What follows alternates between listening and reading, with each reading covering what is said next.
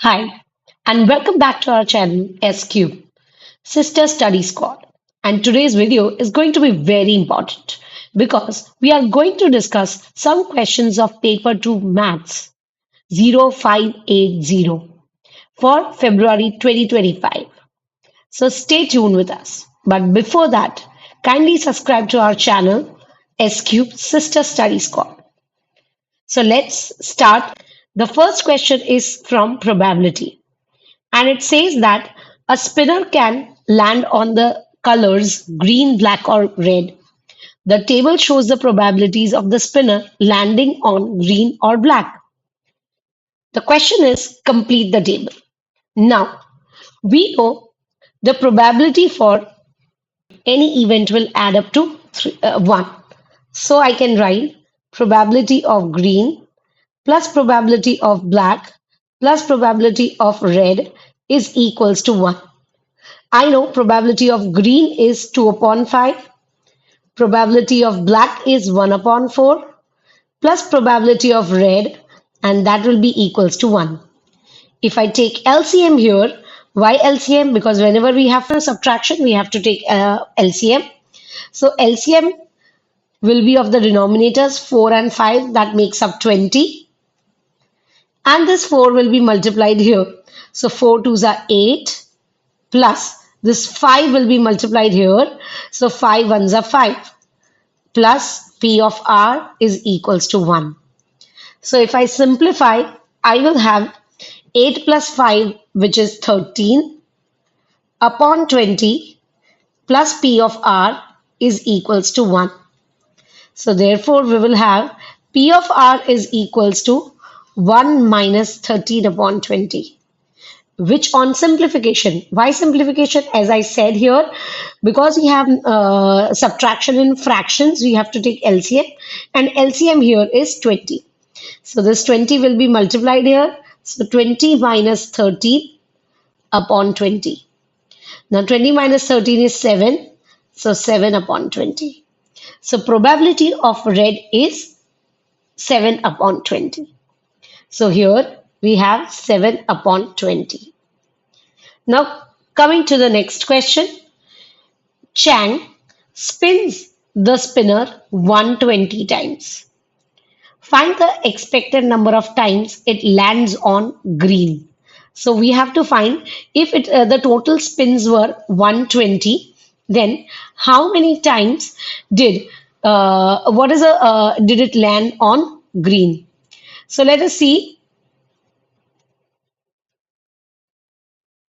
Now, for green, we know probability by definition is number of expected outcomes upon total number of outcomes. So probability of green, as we know, given in the question is 2 by 5.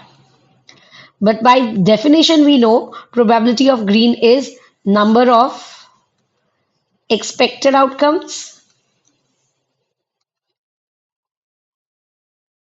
upon total number of outcome,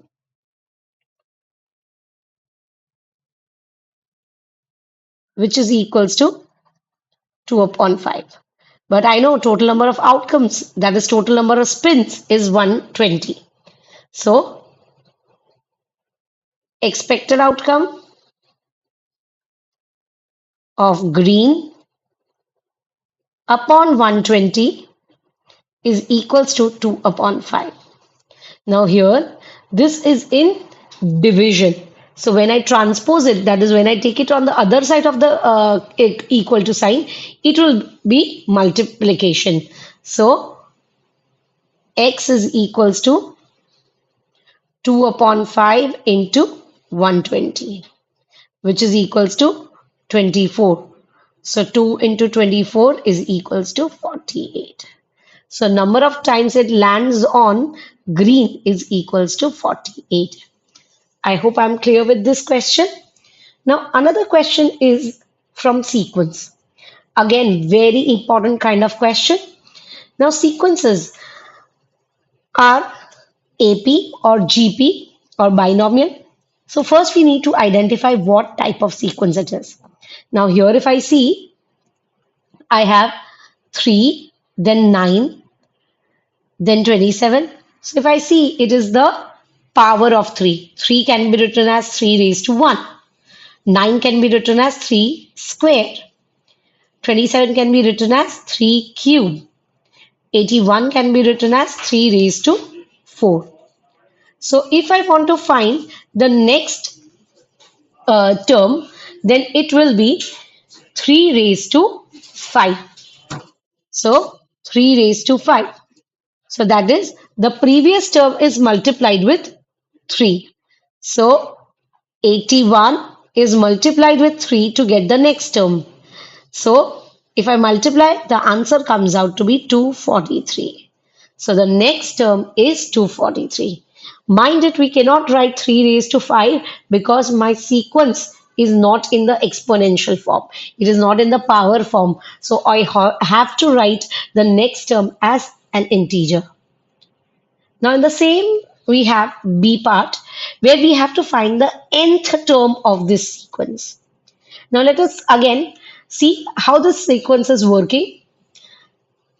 From 13, which is the first term, I am going to 17 by adding 4. From 17 to 21, I add 4 to get 21. From 21 to 25, I add 4 to get 25. So basically, if you remember, this is an AP, arithmetic progression. And what do we understand by arithmetic progression? The difference between the consecutive terms is same. So here 17 minus 13 is 4, 21 minus 17 is 4, 25 minus 21 is 4. So the common difference is same. That is 4. So if I want to find the nth term of this sequence, then the formula is an is equals to a plus n minus 1 into d. Because I want to find the nth term, so n will remain as it is. But a here means the first term and d here means the common difference. So let us substitute and find the answer. An is equals to 13 plus n minus 1 into d is 4. Because these two are in multiplication, I have to first go for board mass and I'll solve the bracket first. So 13 plus 4 will be multiplied with this n 4n and 4 will be multiplied with minus 1 which will be minus 4. So what are we left with? 13 minus 4 which is equals to 9 plus 4n. So my nth term is 9 plus 4n. So this is the nth term. I hope it is very simple. Make sure you are very much clear with the in a rowing team is 97.5 kg.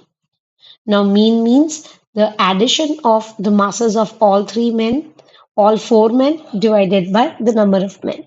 So let the mass of the first man be x1, second be x2, third be x3 and fourth be x4. And that divided by 4 is equals to 97.5.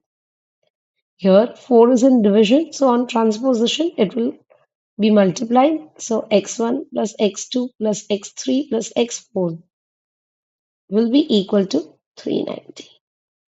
So we have got the addition of all the four masses, which is 390. Now next we have is the modal mass. Now the modal mass is 101. That is the most repeated mass is 101. So minimum 2 has to be 101. So let the masses of 3 and 4 be 101. So 101 plus 101 is equals to 390. So x1 202, which is 188. So addition of the two masses is 188. Now next we have is the range of the mass. Range of the mass means the highest mass minus the lowest mass. So highest mass is x4, which is 101, and the lowest mass is x1, and the difference between them is 8 kg. So 101 minus x1 is 8. So x1 will be equals to 101, and if I transpose this, it will be minus 8. So that is equals to 93. So x1 I have got is 93. X3 and x4 are 92, which are the modal masses. Now, to find x2, I know x1 plus x2 is 188. So let us substitute. X1 plus x2 is equals to 188. So therefore, 93 plus x2 is equals to 188. So that will give us 92, sorry, x2 is equals to 188 minus 93, which is equals to 95 kg. So x1 is 93, x2 is 95, x3 and x4 are 101 kg. I hope that's simple. Now coming to variation proportion. Another very important question. And here if we see what do we have is y is proportional to the square of x minus 7. So y is proportional to x minus 7 and the square of it. Now, so let us, to remove this proportionality sign, we will put an equal to and we will put one constant k. Now what is given? When x is 12, y is 2. So let us substitute. Y is 2 is equals to k into x is 12 minus 7 the whole square. So that will be equal to 2 is equals to k into 5 square. So therefore 2 is equals to 25k, and to find k I have to transpose 25. So because it is in multiplication with k, it will be in division. So k is equals to 2 upon 25. We have got the constant. Now we have to find y when x is 70. So y is equals to again k into x minus 7 the whole square, because the same relationship holds. But I know the value of k now, so I'll substitute. That is 2 upon 25